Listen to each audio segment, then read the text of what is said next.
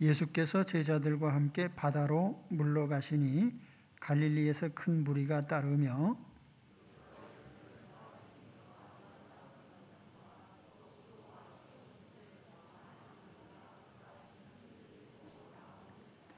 예수께서 무리가 에워싸 미는 것을 피하기 위하여 작은 배를 대기하도록 제자들에게 명하셨으니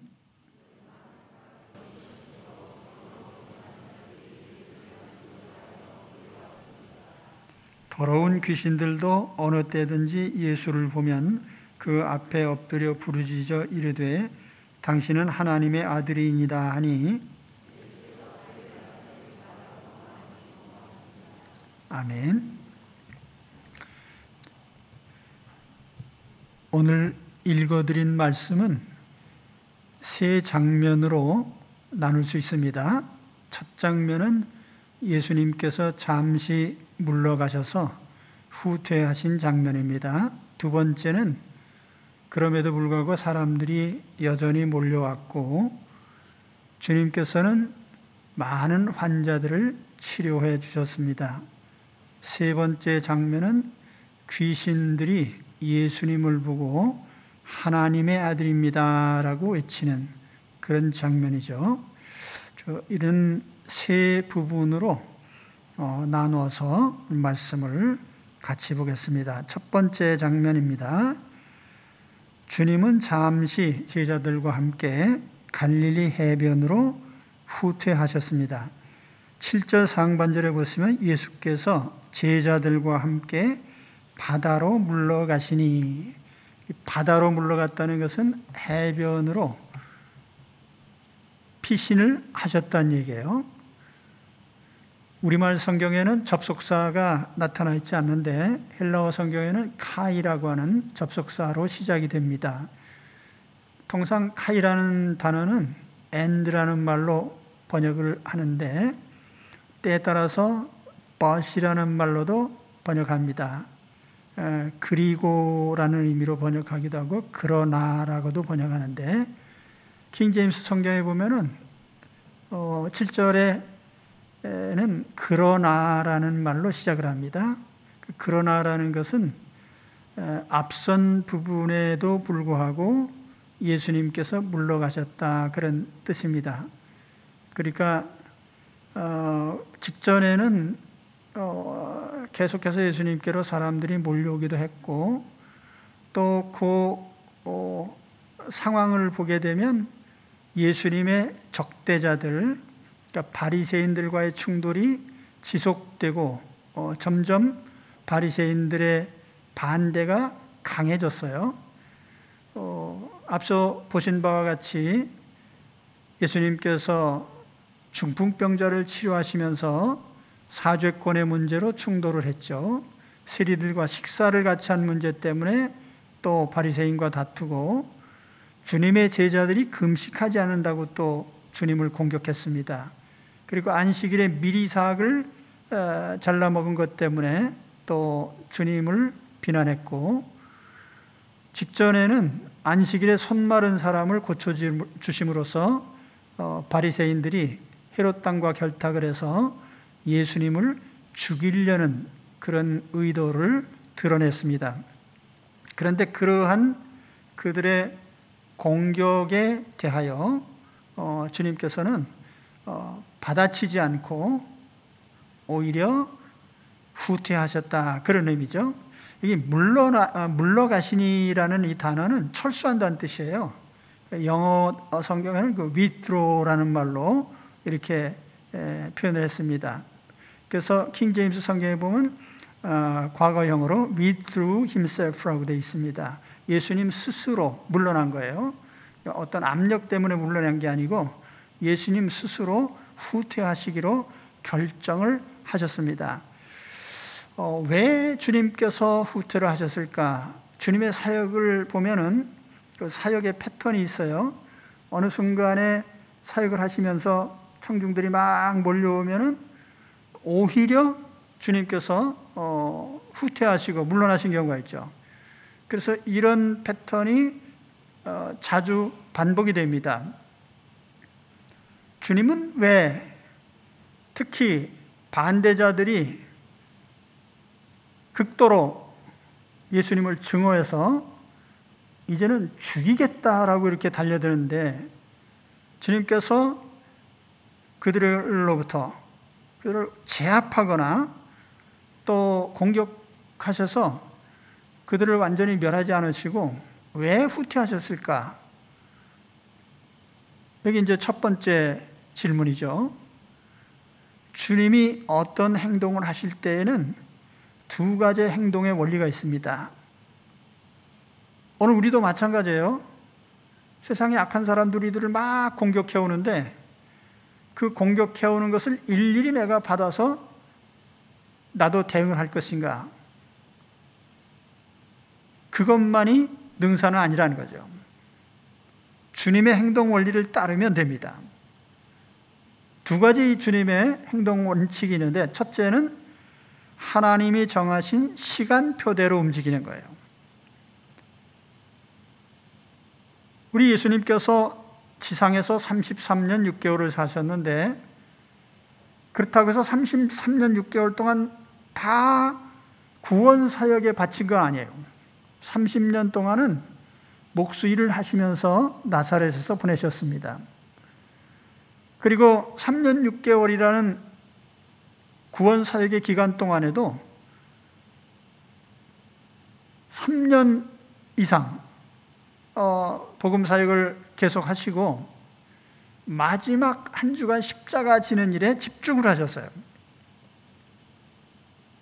12제자를 세우신 것도 예수님께서 시작하자마자 12제자를 그냥 불러 세우신 게 아니고 제자들을 하나하나 부르시고 어느 시기에 12명을 세우셔서 가르치시고 또 그들을 파송하셨습니다. 예수께서 자신의 신분을 나는 메시아고 내가 하나님의 아들이다 라는 사실을 자기 입으로 말하시기 전에 주님은 오히려 주님의 사역으로, 그러니까 병자들을 고쳐주시고 귀신을 쫓아내시고 여러 가지 기적을 행하시는 이런 일들을 통해서 오히려 간접적으로 또는 행동으로 직접적으로 자기 자신이 이런 하나님의 아들이시고 신성을 지니셨음을 나타내신 거죠. 주님은 하나님 아버지가 정해주신 시간표대로 사셨어요. 사도 요한은 주님이 이렇게 때에 따라 움직이시는 것을 요한은 이렇게 기록을 하고 있습니다. 예수께서 이르시되 여자여 나와 무슨 상관이 있나이까? 내 때가 아직 이르지 아니하였나이다. 예수께서 이르시되 내 때는 아직 이르지 아니하였거니와 너희 때는 늘 준비되어 있느니라. 너희는 명절에 올라가라. 내 때가 아직 차지 못하였으니 나는 이 명절에 아직 올라가지 아니하노라. 우리에게도 하나님이 정해주신 인생의 시간표가 있어요. 우리 어린 시절, 청년기, 장년기, 노년기 또는 우리가 해야 될 과제들이 있습니다. 가정적인 과제도 있고 또는 사회적인 과제도 있고요. 하나님 교회에서의 과제도 있습니다. 그런데 이런 것들이 다 하나님이 정하신 때가 있어요. 솔로몬은 하나님의 때에 대해서 이렇게 자세히 기록을 하고 있습니다. 범사에 기한이 있고 천하 만사가 다 때가 있나니 날 때가 있고 죽을 때가 있으며 심을 때가 있고 심은 것을 뽑을 때가 있으며 죽일 때가 있고 치료할 때가 있으며 헐 때가 있고 세울 때가 있으며 울 때가 있고 웃을 때가 있으며 슬퍼할 때가 있고 춤을 출 때가 있습니다. 돌을 던져버릴 때가 있고 거둘 때가 있으며 안을 때가 있고 멀리할 때가 있으며 찾을 때가 있고 잃을 때가 있으며 지킬 때가 있고 버릴 때가 있으며 찢을 때가 있고 꿰맬 때가 있으며 잠잠할 때가 있고 말할 때가 있으며 사랑할 때가 있고 미워할 때가 있으며 전쟁할 때가 있고 평화할 때가 있느니라. 하나님이 모든 것을 지으시되 때를 따라 아름답게 하셨고 또 사람들에게는 영원을 사모하는 마음을 주셨느니라. 그러나 하나님이 하시는 일의 시종을 사람으로 측량할 수 없게 하셨도다. 하나님께서 행하시는 모든 것은 영원히 있을 것이라 그 위에 더할 수도 없고 그것에서 덜할 수도 없나니 하나님이 이같이 행하심은 사람들이 그의 앞에서 경외하게 하려 하심인 줄을 내가 알았도다. 우리 인생에 수많은 일들이 벌어지고 그 일들이 다 때를 따라서 진행이 되는데 하나님께서는 우리에게 그러한 때에 대해서 미리 알려주시지는 않는다는 거죠. 어떤 일이 미래에 일어날 일인지는 잘 몰라요. 우리는 인생에서 지나간 일은 알 수 있지만 미래적인 일에 대해서는 알 수 없어요. 그건 하나님이 일부러 감춰놓으셨습니다. 그래서 사람들은 묘하게도 자꾸 미래의 일을 알고 싶어 하죠. 그러니까 점쟁이들이 벌어먹고 사는 거예요. 하나님이 모르게 하셨는데 자꾸 알려고 해요. 모르는 게 약인데 자꾸 알려고 하다가 황당한 소리 듣는 거죠. 왜 모르게 하셨어요? 하나님께 맡겨라. 하나님 섭리를 따라라. 그런 의도예요. 그래서 우리는 어떤 일이든지 하나님이 정하신 때에 따라 움직여야지 억지로 무슨 일을 밀어붙이면 안 돼요. 내게 의욕도 있고 목표의식도 있어요. 근데 우리가 사회생활을 하다 보면은 세상 사람들은 강력하게 요구를 하는 거예요. 네가 원하느냐? 원하는 일을 해봐라. 밀어붙여라. 목적을 달성해라. 이게 세상 사람들의 추구하는 삶의 방식이에요. 근데 하나님께서 하신 말씀은 밀어붙여라, 되나 봐라. 하나님의 때에 따라서 되는 거예요. 하나님이 정하신 때에 따라서. 밀어붙인다고 되는 게 아니에요.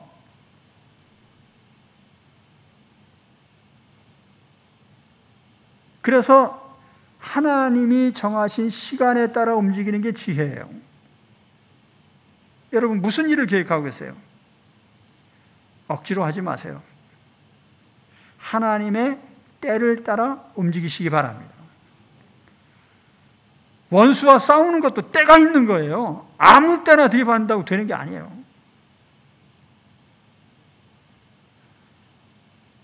주님은 철저하게 하나님 아버지께서 정해주신 시간표와 때에 따라서 일을 행하셨습니다. 그 다음에 두 번째 원리는 내가 원하는 것이 아니고 아버지께서, 하나님께서 원하시는 뜻을 따라서 움직인 거죠. 나는 당장 원수를 제압하고 싶어요. 그때 하나님께서 지금 아니다. 그럼 하지 말아야 돼요. 아무리 내가 원해도 하나님이 원하지 않으시면 하지 말아야 돼요. 자, 예수님을 체포하러 체포조들이 왔습니다. 군병들이 와서 예수님을 붙잡으려고 하는데 곁에 있던 베드로는 성격이 좀 급한 편이에요. 가지고 있던 무슨 작은 주머니 칼인지 뭔지 꺼내가지고 찔린다는 게 제대로 찔리지도 못하고 귀를 잘랐어요. 귀를. 일부러 귀를 자꾸 자른 건 아니고 사람 공격하는데 귀 자른 사람이 있어요. 주님이 오히려 번거로워지셨죠. 귀를 자르는 바람에. 그때 주님이 뭐라고 하셨냐면은 마태복음 26장 53절에 너는 내가 내 아버지께 구하여 지금 12군단 더 되는 천사를 보내시게 할 수 없는 줄로 아느냐? 내가 만일 그렇게 하면 이런 일이 있으리라 한 성경이 어떻게 이루어지겠느냐 하시더라. 그러니까 예수님께서는 지금 십자가에서 죽으시는 것이 하나님의 뜻이에요. 원수와 싸워서 귀를 잘리는 그것이 뜻이 아니에요. 내가 죽는 게 하나님의 뜻이에요.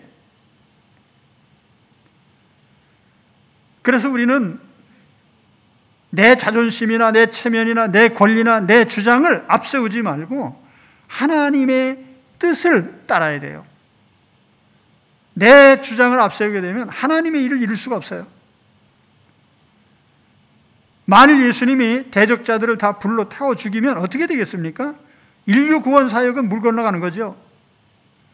아버지의 뜻을 따르는 것은 매우 고통스럽습니다. 그래서 예수님께서 겟세마네에서 기도하실 때에 마음의 고통 중에 기도하시기를 할 수만 있다면 이 잔이 내게서 떠나게 해달라고 기도하셨습니다. 그러나 내 뜻대로 말고 아버지의 원대로 하옵소서.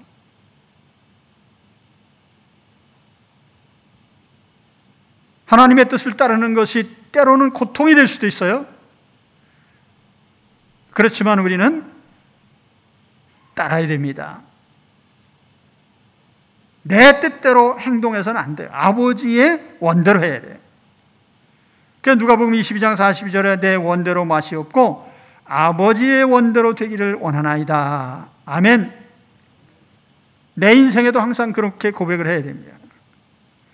우리는 너무나 자주 내 뜻과 내 생각을 앞세우다가 일을 망쳐버려요. 내 자존심 때문에, 내 권리 때문에, 내 이익 때문에 하나님께 순종하지 못합니다. 내 고집 때문에 하나님의 일이 막혀요. 때로는 잘난 척하다가 전도할 사람 놓치고 내 마음대로 말하는 바람에 남을 실족시키고 매일매일 우리가 주기도문 외우잖아요. 뜻이 하늘에서 이룬 것 같이 땅에서도 이루어지이다. 이건 누구 들으라고 하는 기도예요?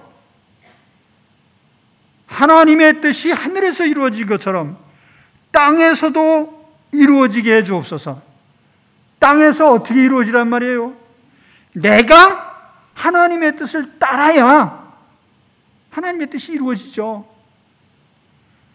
내가 내 고집을 피우고 아버지의 뜻을 안 따르면 어떻게 하나님의 뜻이 땅에서 이루어집니까?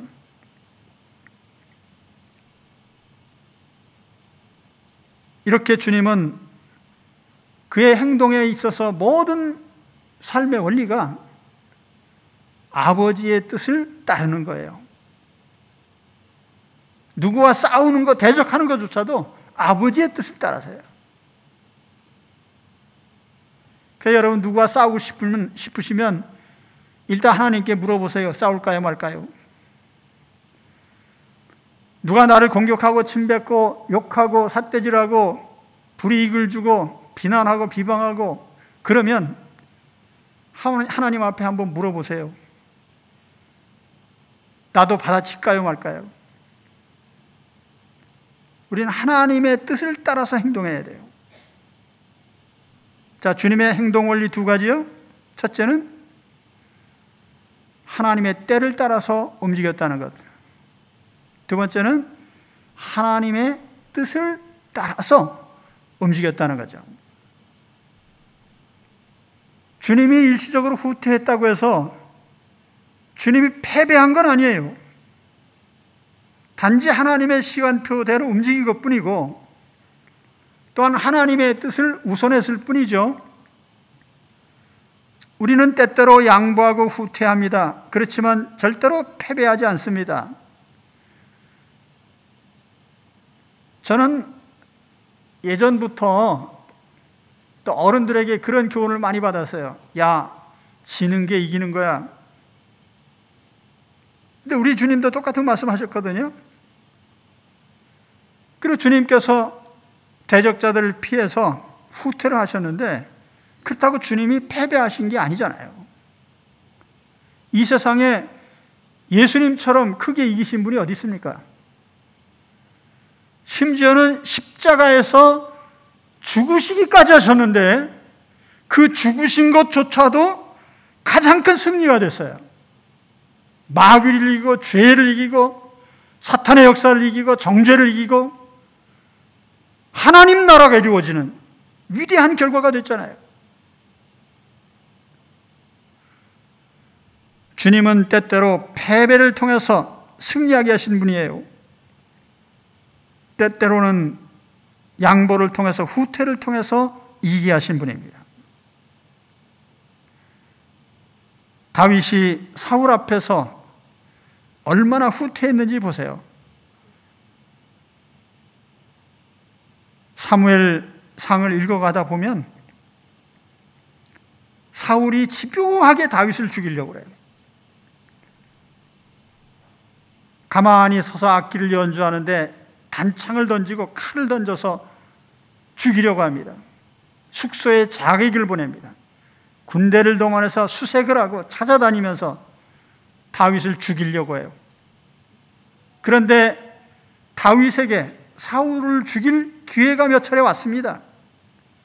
그러나 다윗은 공격하지 않았어요.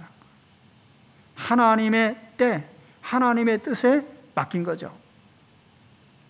그렇다고 다윗이 왕이 되지 못했습니까?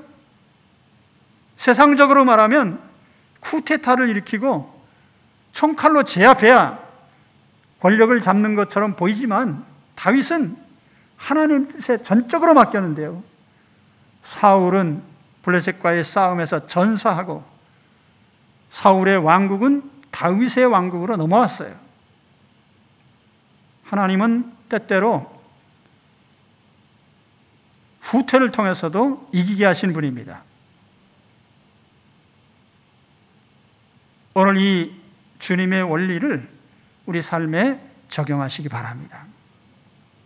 그 다음에 두 번째 장면은 주님은 물러가셨어도 사람들은 계속 몰려왔어요. 그리고 주님의 사역은 계속됩니다. 이제 몰려온 사람들은 이스라엘 전국에서 몰려왔어요. 갈릴리뿐만 아닙니다. 오늘 7절, 8절 보시면 갈릴리에서 큰 무리가 따르며 유대와 예루살렘과 이두메와 요단강 건너편과 두로와 시돈 근처에서 많은 무리가 그가 하신 큰 일을 듣고 나오는지라. 갈릴리에서 주님이 주로 사역을 하셔서 그 지역 사람들에게 예수님의 소문이 퍼진 것은 물론이고 유대와 예루살렘, 이스라엘의 중심이죠. 그리고 이두메, 사해 서남쪽에 있는 에돔의 후예들, 그리고 요단강 건너편, 흔히 베레아라고 하는 지역이죠. 두로와 시돈, 흔히 베니게라고, 성경에는 베니게라고 하고 세상에서는 페니키아라고 하죠. 해변, 지중해 해변에 있는 그 근처에서까지 많은 사람들이 몰려왔어요. 그리고 이 몰려온 사람들의 주된 목적은 병을 고치는 것입니다. 10절에 보시면은 이는 많은 사람을 고치셨으므로 병으로 고생하는 자들이 예수를 만지고자 하여 몰려왔습니다라. 병으로 고생하는 자들 이렇게 얘기하는데 직역을 하게 되면은 채찍질을 가진 자들이에요. 그러니까 옛날에 채찍 끝에 고리가 달렸잖아요. 한번 채찍질을 하면은 살점이 묻어날 정도로 고통스럽습니다. 그 채찍질을 당하는 고통이 이 병자들에게 있었다는 거죠. 우리의 모든 큰 고통 중에 가장 큰 고통은 병드는 것입니다. 육신적으로 약할 뿐 아니라 마음의 고통이 심해요.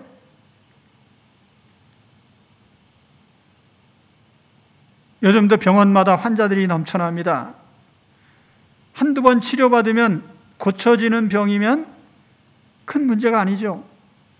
그런데 잘 고쳐지지 않는 병, 혹은 예수님을 찾아왔던 사람들 가운데 보면은 장애인들이 많습니다. 평생 장애인들이요. 안 못 보는 사람, 걷지 못하는 사람, 말 못하는 사람, 또는 손 마른 사람, 자기 삶을 영위할 수 없는 이런 많은 사람들이 삶의 고통 속에 살면서 주님을 찾아온 겁니다. 명의가 있다면 어디를 못 가겠는가? 요즘 같으면 차 타면 뭐 수시간 내로 다 어디든 갈 수 있지만은 예전에 오늘 여기 말씀한 두로와 시돈 또는 베레아 지역, 에돔 거리에 따라서는 몇백 킬로 되는 지역이에요. 이런 데서 환자들이 예수님 찾아올 때 하루 이틀 걸렸겠어요? 여러 날 걸려서 찾아왔어요. 무슨 일이 있어도 내 병이 고쳐진다면 찾아가야죠. 그러니까 아주 절박한 심정으로 찾아온 겁니다. 우리 주님께서는 그 찾아오는 사람들을 외면하지 않으시고 고쳐주셨어요. 9절 말씀에 보면 예수께서 무리가 애워싸 미는 것을 피하기 위하여 작은 배를 대기하도록 제자들에게 명하셨으니, 이 말씀은 예수님이 도망간다는 뜻이 아니에요. 사람들이 예수님을 만지려고 스치기만 해도 내 병이 나으리라.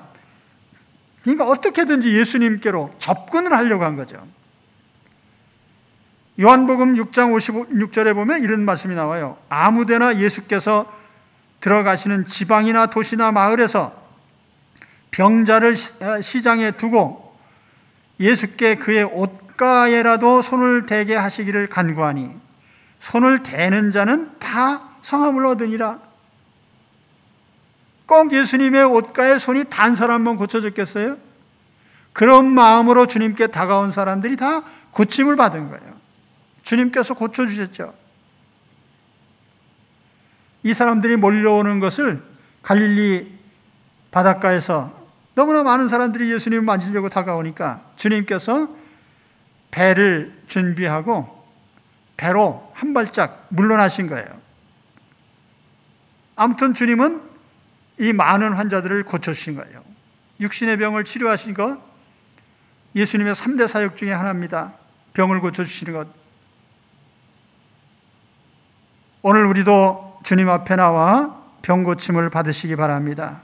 오늘 주님께서 우리의 병을 고치시고 내 병을 고쳐주시기를 주님의 이름으로 축원합니다. 때에 따라 우리가 병 고치려고 하나님께 나오는 것이 조금은 부끄러워 보이고 조금은 또 이기적으로 보이기도 합니다. 또 순수한 신앙과 병 고치려고 나오는 것과는 좀 거리가 있어 보이죠? 그렇다고 해서 우리가 뭐라고 해서는 안 돼요. 주님은 수많은 환자들이 다가오는 데 대해서 왜 내게 다가오느냐고 말리신 적이 한 번도 없어요. 주님은 모든 환자들이 주님께 나와서 고침받기를 원하십니다. 오늘도 마찬가지예요. 주님께서 친히 우리를 만져주시고 우리를 치료해 주시기를 바랍니다. 단지 주님은 이렇게 환자들을 치료해 주시면서 그 육신의 치료가 영혼 구원으로 이어지기를 원하셨어요. 그래서 주님은 중풍병자에게 내 죄 사함을 받았느니라. 오늘 우리도 육신의 치유와 함께 우리의 육신의 치유가 영혼 구원에 연결되기를 바랍니다. 저도 처음에는 육신의 병을 고치려고 교회에 나오기 시작했어요. 그래서 옛날에는 부흥회도 많이 했고 또 부흥회 하게 되면 신유회 집회도 하고 안수도 많이 하고 그랬어요. 저는 대한민국에서 유명한 부흥사들에게 거의 다 안수를 받았어요. 너무나 간절했기 때문에. 그래서 항상 기대한 게 뭐냐면 내가 안수받는 동안에 불이 번쩍하고 내 폐가 완전히 깨끗하게 치유되기를 바랍니다.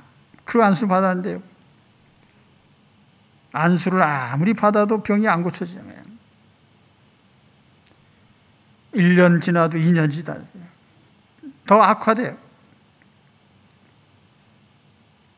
제가 기도원에 가서 금식할 때 전에도 간증했죠. 요한복음을 읽게 됐어요. 주님, 내 병을 안 고쳐주시면 주님이 내게 주신 선물이 뭡니까? 그 요한복음을 읽는 가운데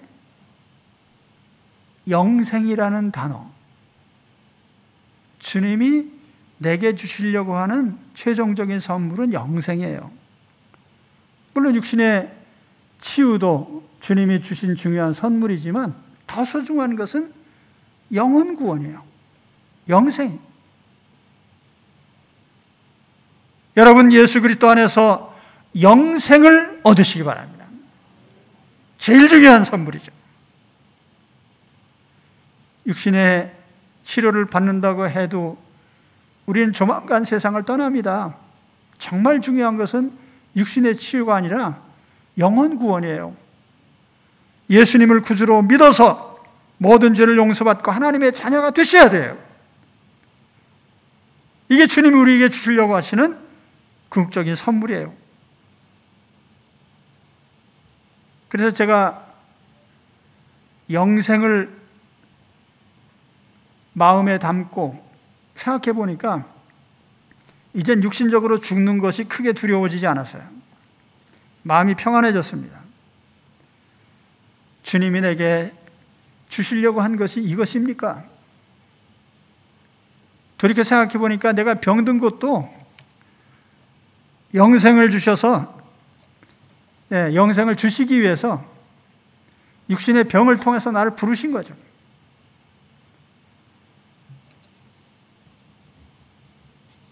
그리고 몇 년 지난 후에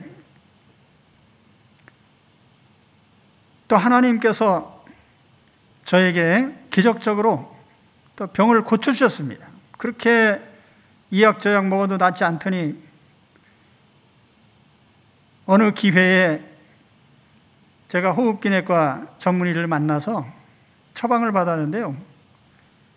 3개월 정도 투약을 하고, 그리고 양쪽 폐에 있던 공동이 거의 다 메워지고 6개월 약을 먹고 완치가 됐습니다.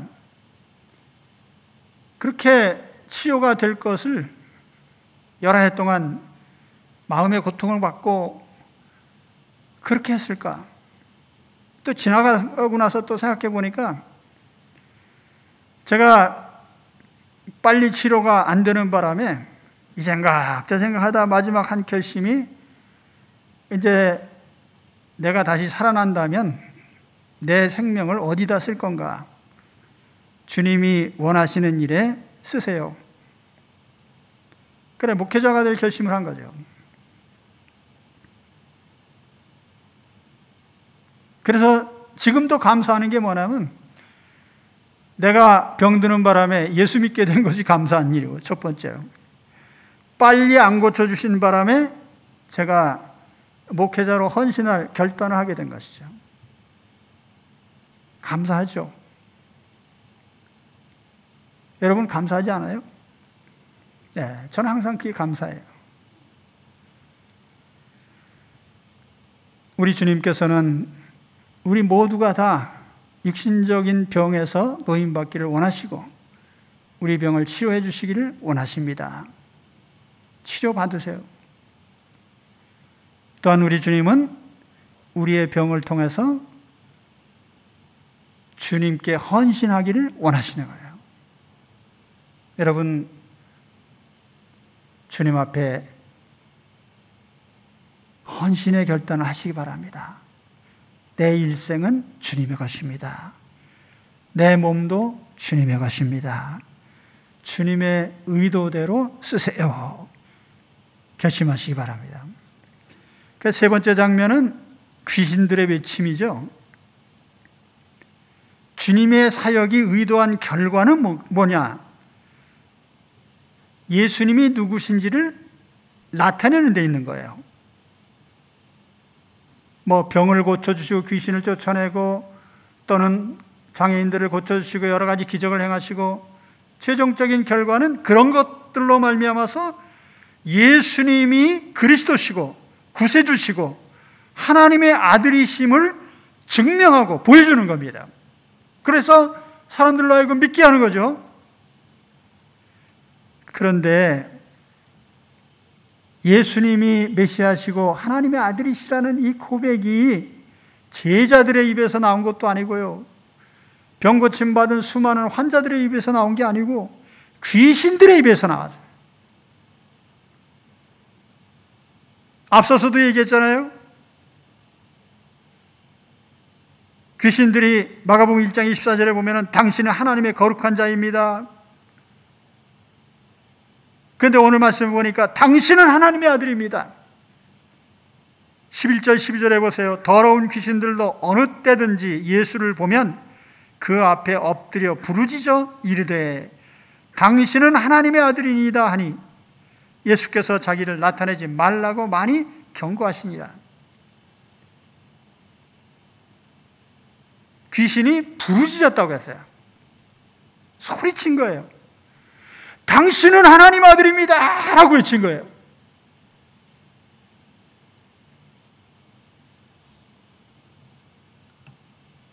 수많은 군중들이요, 예수님께 와서 그렇게 병을 고침받았지만 단 한 사람도 당신은 하나님의 아들입니다 이렇게 얘기한 사람 없어요.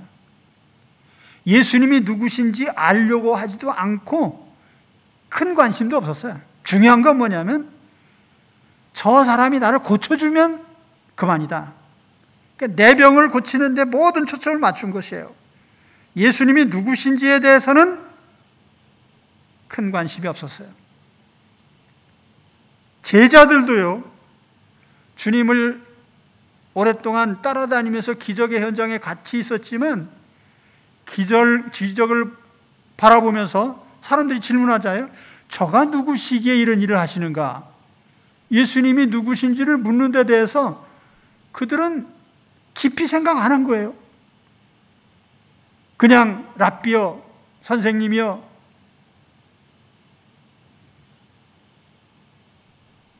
바리새인, 서기관, 사두개인, 헤롯 당 이런 사람들은 예수님의 기적이나 어떤 것을 봐도 그들은 배척하기 위해서 접근했기 때문에 예수님이 뭐라고 하든 믿지 않고 인정하지 않았어요. 그런데 귀신들이 예수님 앞에 꼬꾸라지면서 당신은 하나님의 아들입니다. 정말 고백을 해야 될 것은 제자들이고 수많은 환자들이고 고침받은 사람들이 이 고백을 해야 되는데 귀신이 외쳤단 말이에요. 그때 예수님께서 귀신들에게 경고하셨죠. 잠잠해. 왜 그러셨죠? 귀신들은 예수님을 팩트만 인정을 했어. 아, 이분은 하나님 아들이다. 그러나 자기 자신을 하나님 아들께 맡기지도 않았고 죄를 회개하지도 않았고 고치지도 않았고 예수님을 배척하는 데 앞장섰어요. 아는 게 아무 소용이 없는 거예요. 우리는 귀신 같은 지식을 가져서는 안 돼요. 알면 뭐합니까? 믿지 않고 의지하지 않을 때 그건 신앙이 될 수도 없고 내 인생에 아무 일도 안 일어나요.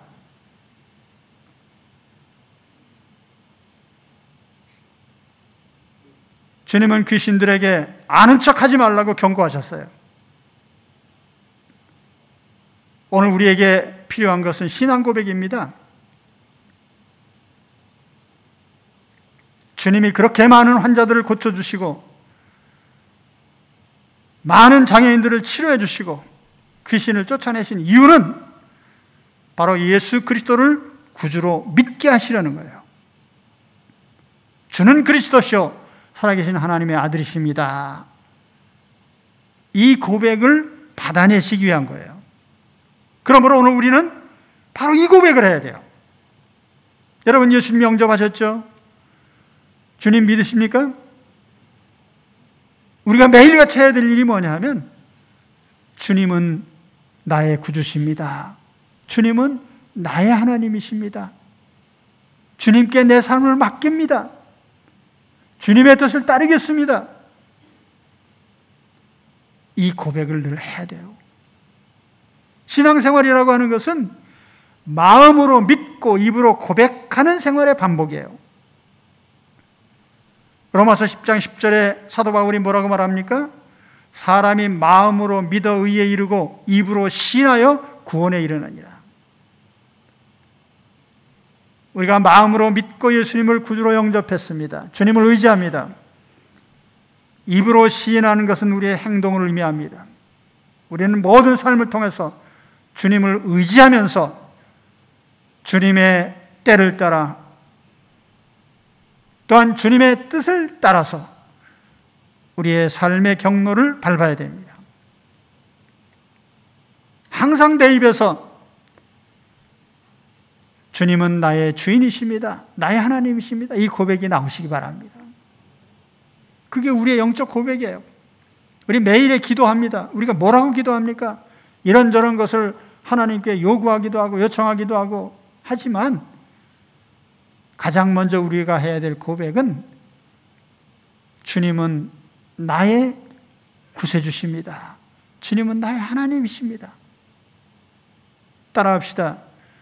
주님은 나의 구세주이십니다. 주님은 나의 하나님이십니다. 주님은 나의 주인이십니다. 주님의 뜻을 따르겠습니다. 우리가 늘 이 고백을 하면서 주 앞에 나가시기 바랍니다. 기도하겠습니다. 하나님 아버지,